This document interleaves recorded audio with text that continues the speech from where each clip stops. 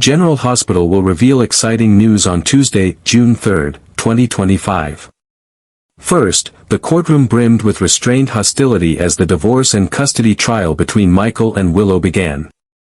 No longer just a legal proceeding but a stage where heartbreak, resentment, and unresolved grievances collided under oath. Michael arrived composed but visibly burdened, flanked by Diane, a powerhouse attorney known for her sharp logic and methodical approach. With a voice as precise as her strategy, Diane opened with a series of calm, piercing arguments that underscored Michael's role as a devoted father who had provided both stability and safety during turbulent times. She presented carefully curated evidence. School attendance reports, emotional assessments from child psychologists, and testimonials about Michael's presence and discipline. Her portrait was clear: Michael was the steady hand, the structured protector, the only viable choice for primary custody of Wiley and Amelia. Yet across the aisle stood Rick, a seasoned and cunning legal tactician whose calm demeanor belied his reputation for exploiting weakness with ruthless precision. Rick offered no outright refutations of Michael's love for his children. Instead, he subtly reframed it as controlling, rigid, and conditional. He cast Willow not as a victim, but as a resilient, nurturing mother who had survived emotional alienation, quietly shouldering the pain while never faltering in her devotion. Rick introduced emotional documentation, therapy transcripts, videos of Willow's bedtime routines with the children, even hand-drawn cards from Amelia that expressed a child's pure and unfiltered love. He told the court this wasn't just about who could provide more, but about who provided better, emotionally, intuitively, selflessly. His words slithered into the room like a shadow, quietly suggesting that Michael's power and influence were not safeguards, but weapons. As the arguments intensified, Sasha became an unwilling centerpiece. She was called not to testify against either party, but to serve as a witness to the emotional realities inside the broken household. Yet Rick, never one to waste an opportunity, turned her presence into psychological leverage. He alluded to Sasha's past mental health crises, her struggles with grief, and insinuated her alliance with Michael was tainted by emotional dependency rather than sound judgment. Diane objected repeatedly, but Rick's insinuations had already done the damage. Sasha's presence visibly rattled both sides. She was no longer neutral but collateral, a woman torn between loyalty and survival, made to relive her trauma in a room that cared more about leverage than healing. Her silence, tremors, and stammered phrases became tools for narrative control. Meanwhile, the courtroom teetered between emotional implosion and legal rigor. The judge maintained a stern and deliberate pace, but the expressions of the jury and onlookers betrayed the weight of what they were witnessing. Michael's composure began to erode as Rick dug deeper into his past missteps, periods of absence, choices made in anger, moments where control overtook compassion. Willow, once hesitant and visibly fatigued, found steel in her spine when Rick invoked the night she nearly left Port Charles for good. He painted it not as abandonment, but as her last stand for sanity. Both parents were no longer just defending custody, they were defending their identities. Every testimony, every visual aid, every glare from across the room chipped away at the remnants of the marriage that once was. The tension was not only about legal custody but about moral worthiness. As the day waned and the final arguments approached, the courtroom fell under an eerie stillness. Diane's closing statement was a masterclass in restraint, factual, firm, and focused entirely on the children's need for consistency, discipline, and safety. She did not tear down Willow, but rather elevated Michael's ability to lead his children into a future unmarred by emotional chaos. Then Rick rose, and instead of delivering a venomous finale, he softened his tone, portraying Willow as a mother clinging to the last sacred bond she had not yet lost. His words carried sorrow, subtle anger, and calculated vulnerability.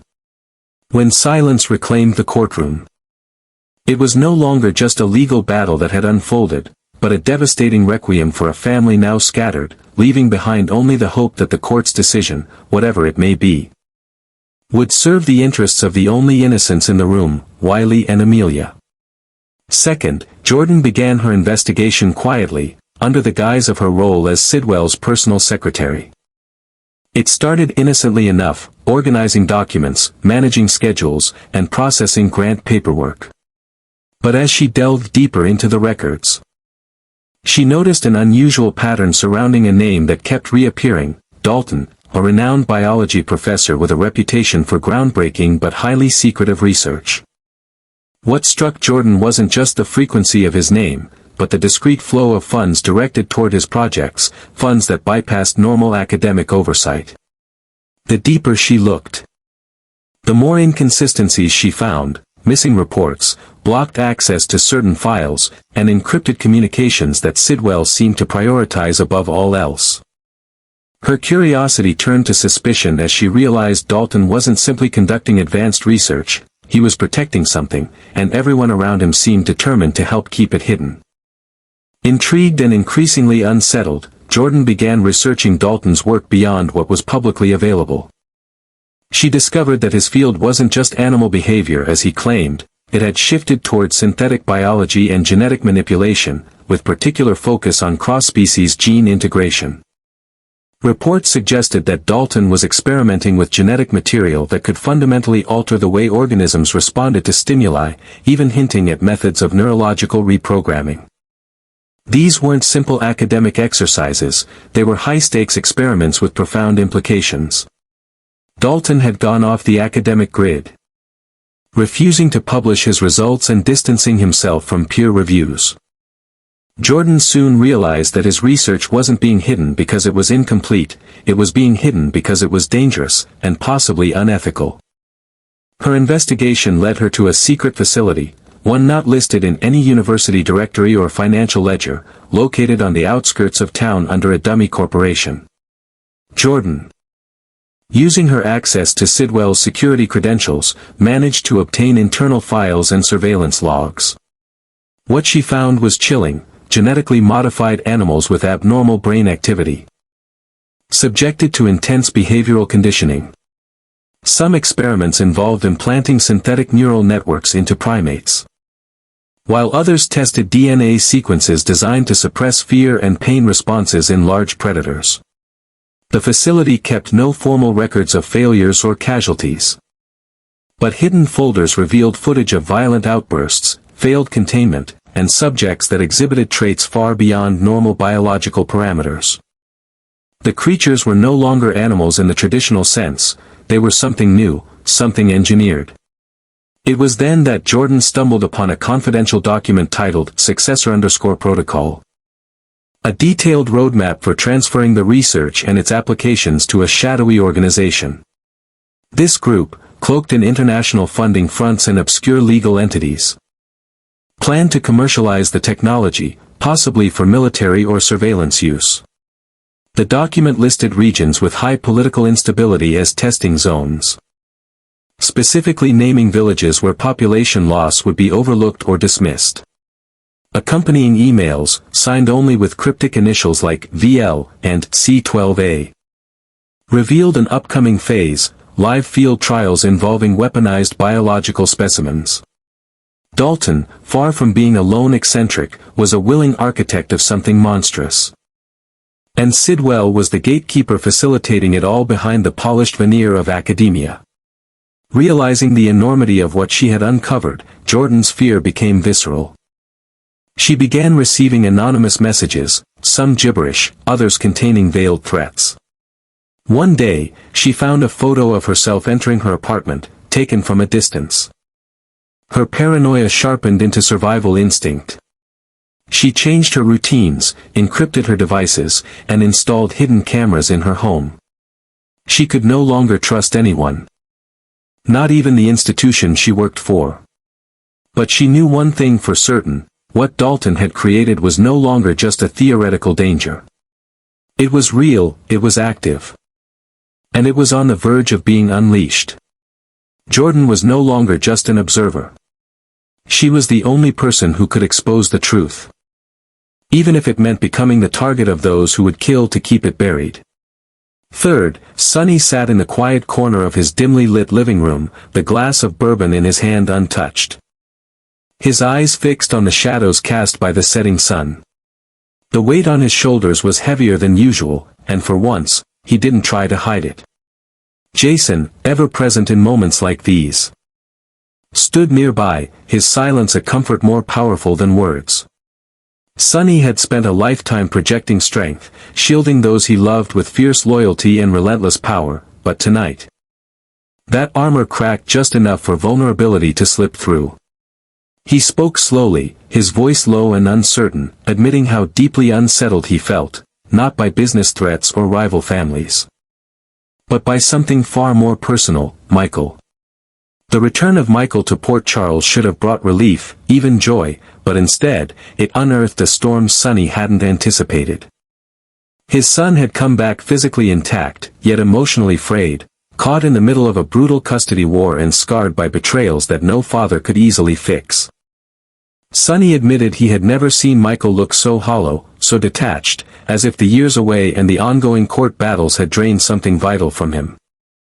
The concern in Sonny's voice trembled under the surface, not just for Michael's mental well-being, but for his health, an unspoken fear that perhaps the trauma might leave marks deeper than anyone could see. Jason listened without interruption, his presence unwavering, absorbing Sonny's pain with the same loyalty that had anchored them through decades of hardship. He knew better than to offer hollow reassurances. Instead, he reminded Sonny of Michael's resilience, of the boy who had grown into a man shaped by loss but never broken by it. Jason pointed out how, despite everything, Michael was still fighting, for his children, for his truth, for a future he believed in. That kind of strength didn't vanish overnight. And while the path ahead was rough, Jason reminded Sonny that Michael wasn't walking it alone, not as long as they were there to support him. Sonny nodded, but the worry didn't leave his eyes. He spoke about his own doubts, the creeping guilt that maybe he hadn't done enough, hadn't protected Michael from the psychological shrapnel of family chaos. He confessed to sleepless nights wondering whether Michael still trusted him at all, or whether the choices Sonny had made in the past had permanently fractured something between them. It wasn't just about custody or courtroom outcomes, it was about the soul of a family slowly fraying at the seams. And for a man who had built his empire on control, Sonny now faced the unbearable truth that some battles couldn't be won by force or strategy, only by humility and time. In those quiet minutes, with no need for promises or declarations, Jason simply stayed by Sonny's side. The room was filled with the silence of shared understanding, of decades of brotherhood forged in fire and loss. Sonny finally set the bourbon down, never taking a sip, as if the act of unburdening himself had sobered him more than the alcohol ever could. He wasn't sure what tomorrow would bring, what Michael would decide, how the custody fight would unfold, or whether their bond could survive the storm. But in that moment, with Jason's steady presence grounding him, Sonny felt a flicker of clarity. He wasn't alone in his fear. And maybe, just maybe, that was enough to take the next step forward. Fourth, the late afternoon sun filtered dimly through the blinds of Alexis's office, casting long, uneven shadows across the polished wood of her desk. She had just finished reviewing a legal brief when Rick entered unannounced, his expression unreadable but his presence undeniably charged. Alexis barely had time to look up before he closed the door behind him with a definitive click, sealing them into a space that, until now, had always been a sanctuary of reason and professionalism. But there was nothing professional in Rick's tone when he leaned across her desk, voice low, demanding, and unmistakably threatening. He wanted more money, this time, not for any legitimate legal cause, but to fund whatever reckless plans he and Ava were plotting in the shadows of Port Charles. The request, or rather the command, was absurd, outrageous, and Alexis knew it.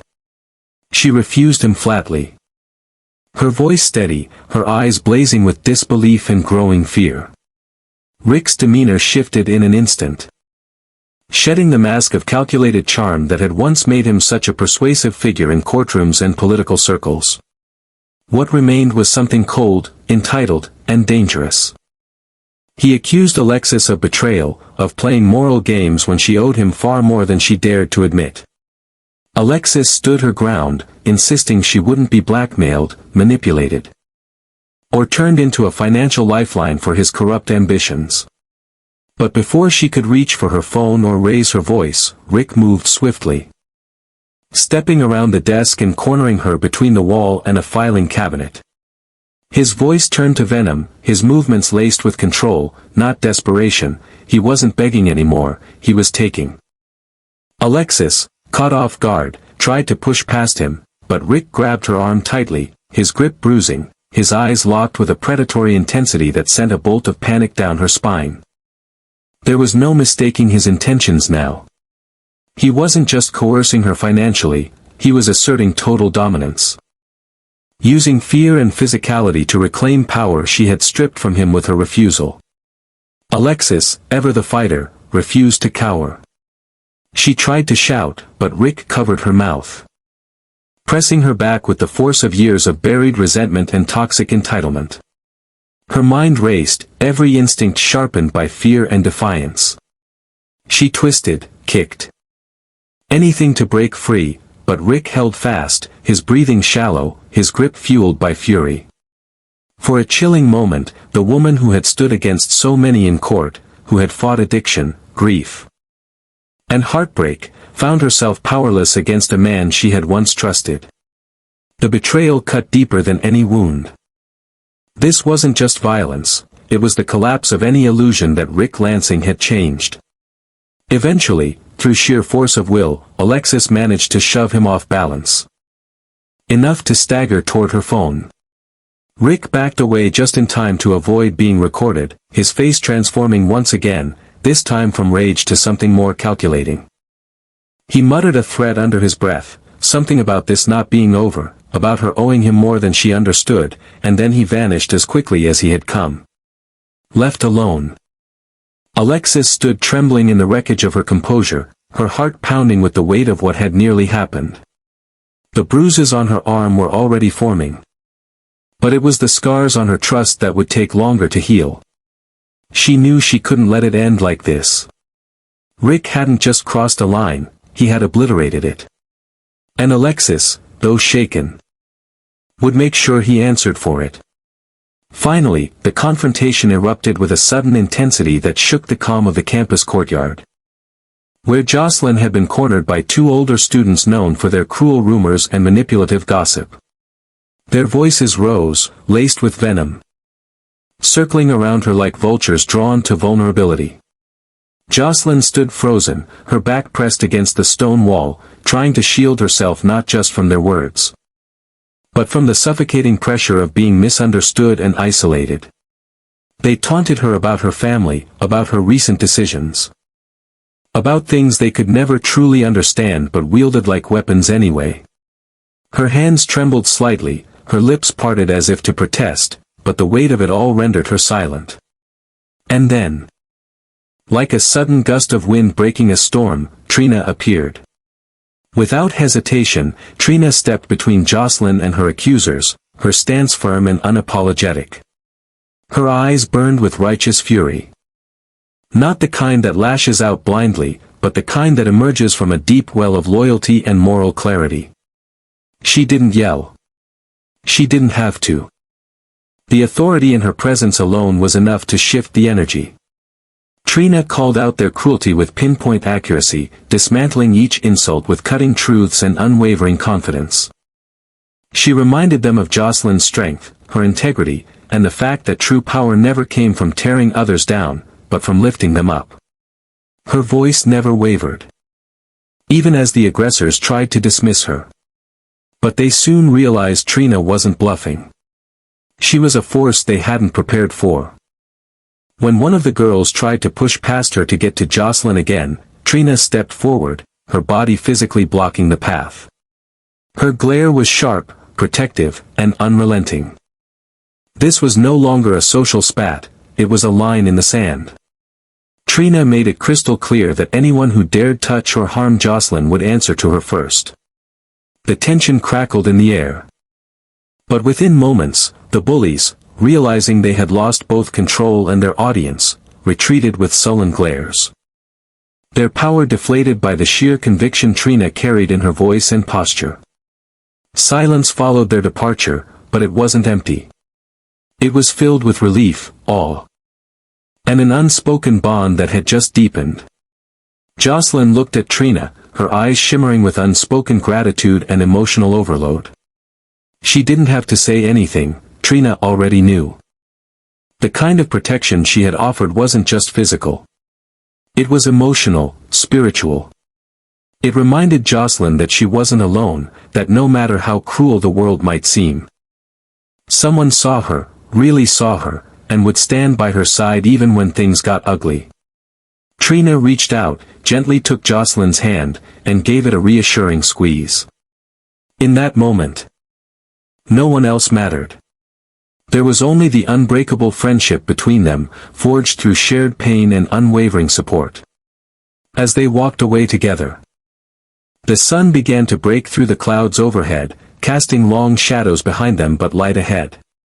Jocelyn had found her voice again, not because she shouted, but because someone else had stood firm when she couldn't. And Trina, fierce and radiant, had proven once more that true strength lies not just in fighting your own battles, but in standing for those you love when the world tries to silence them.